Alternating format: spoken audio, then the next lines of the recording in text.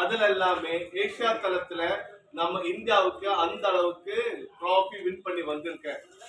India Asia level மட்டும் இல்ல, India லெவல்ல இருக்கட்டும், ஸ்டேட் லெவல்ல இருக்கட்டும், இந்த குழந்தை வந்து அந்த அளவுக்கு எல்லாருக்குமே தெரியணும். நான் என்ன சொல்ல வர தெரியுமா, நம்ம நிறைய இடத்துல கேமரா போட்டிருக்கேன். ஆனா இந்த வீட்டுல அதுக்கப்புறமா 4 மாசத்துக்கு அப்புறமா நேற்றைக்கு தான், ஐ மீன் 14th மார்ச்சுக்கு தான் இந்த வீட்டை போய் நம்ம கேமரா போட்டேன். அந்த கேமரா போடும்போது நான் சொல்லிட்டேன், நம்ம இந்த இன்றைக்கு முடிச்சிருக்கு. ஆனா நாளையில இருந்து 15th மார்ச்சுக்கு சென்னையில SM நகர்ல வந்து நம்ம கேமரா போட போறோம். இங்க ஒரு ஸ்லம் இருக்கு, ஒரு ஏரியா இருக்கு, ஏழைகள் தங்கின ஒரு இடம். அந்த இடத்துல நம்ம கேமரா போட போறோம். நீங்க வந்தா சனா வந்து அந்த இவெண்ட் வந்து பிளஸ் பண்ணிட்டுனா நம்ம சீஃப் கெஸ்டா நம்ம விஐபியா இந்த குழந்தை வந்து நம்ம இந்த ஏரியாவுக்கு வந்து பிளஸிங்கா கொடுத்துருக்கு. இந்த ஏரியா மக்களுக்கு வந்து சனா மூலியமா இந்த குழந்தை மூலியமா மக்களுக்கு சேஃப்டி சிசிடிவி கேமரா நம்ம உருவாக்கி இருக்கோம்.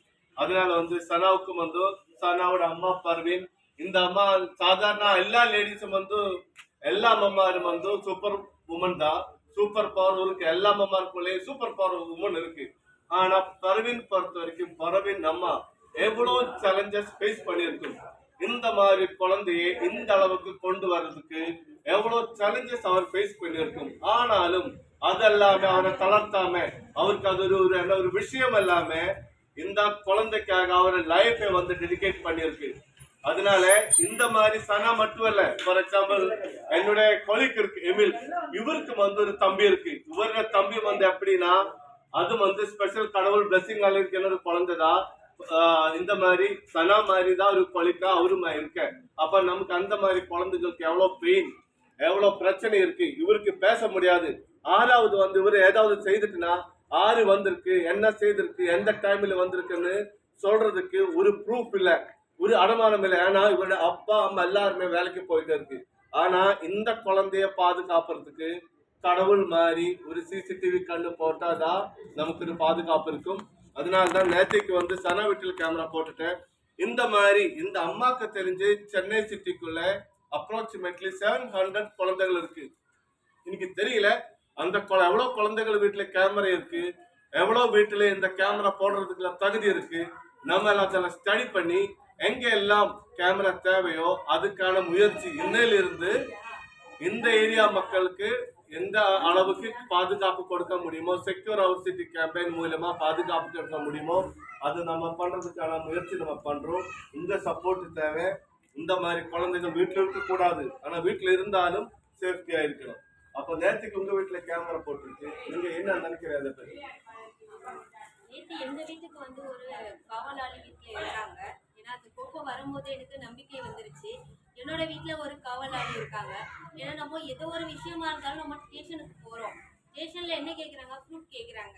இனிமேல் வந்து அந்த குற்றங்களை தவிர்க்கலாம். ஏன்னா வந்து ஒரு எந்த ஒரு திருட்டையுமே வந்து யாராலையுமே தடுக்க முடியாது. ஒரு திருடனை வந்து கண்டிப்பா வந்து திருத்தவே முடியாது.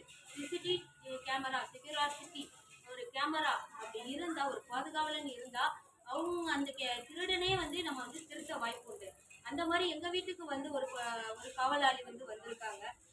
ரொம்ப சந்தோஷமா இருக்கு சார். அது வந்து வெறும் கேமரா மட்டும் பாதுகாப்பு மட்டும் கொடுக்காம என் குழந்தைய கூப்பிட்டு வச்சு இத்தனை இவ்வளோ பெரிய ஏரியாவில் இந்த ஏரியாவுக்கு வந்த பிறகுதான் தெரியுது இங்கே எவ்வளோ பாதுகாப்பு இல்லைன்னு.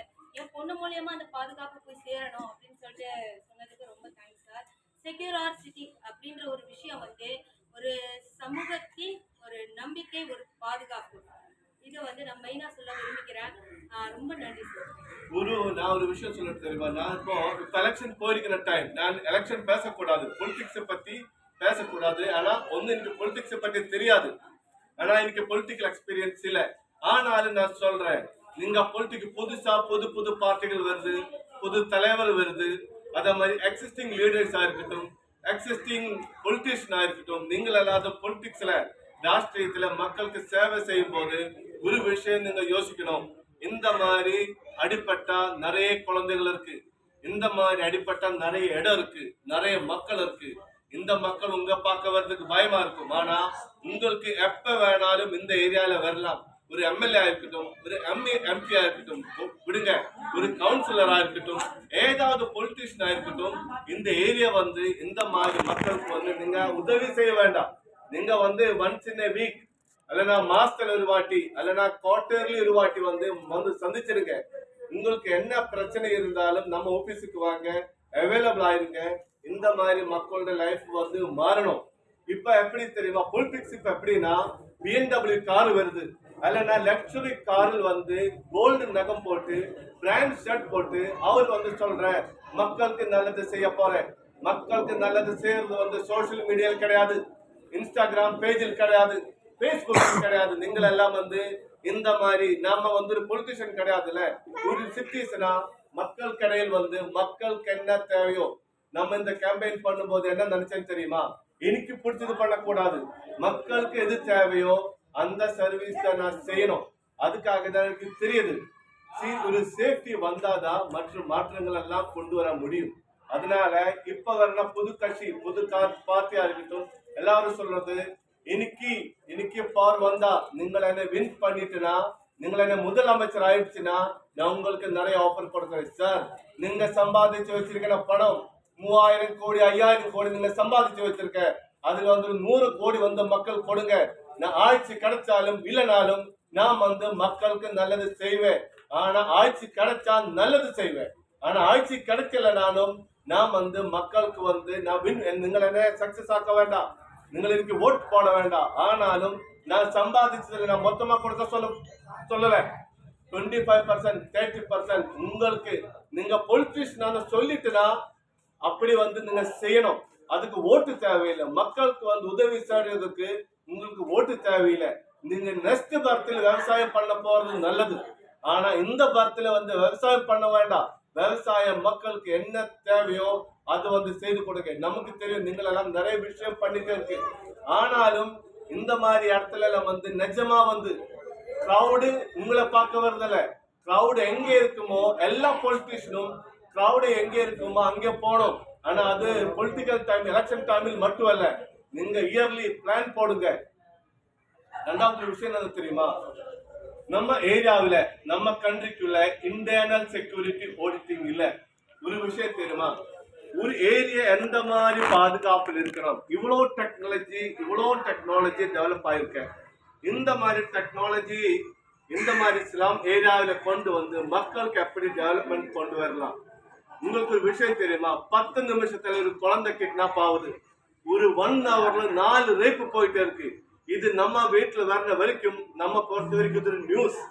ஓகே, பக்கத்து வீட்டுல பாம்பேல ஒரு குழந்தை மிஸ் ஆயிருக்கு, டெல்லியில வந்து ஒரு லேடி வந்து ரேப் ஆயிருக்கு. இது என் வீட்டுல இல்ல, இது என்னுடைய ஊர்ல இல்ல, அதனால வந்து இது நியூஸ் நான் இது கவனிக்கிறது இல்ல. நீங்க அப்படி யோசிச்சா ஒரு நாள் உங்க தங்கச்சியை வந்து 6வது கிட்னாப் பண்ணுவேன், உங்க குழந்தைய வந்து 6வது கடத்துவேன். அந்த டைம்ல நீங்க பாதுகாப்பு யோசிக்காத.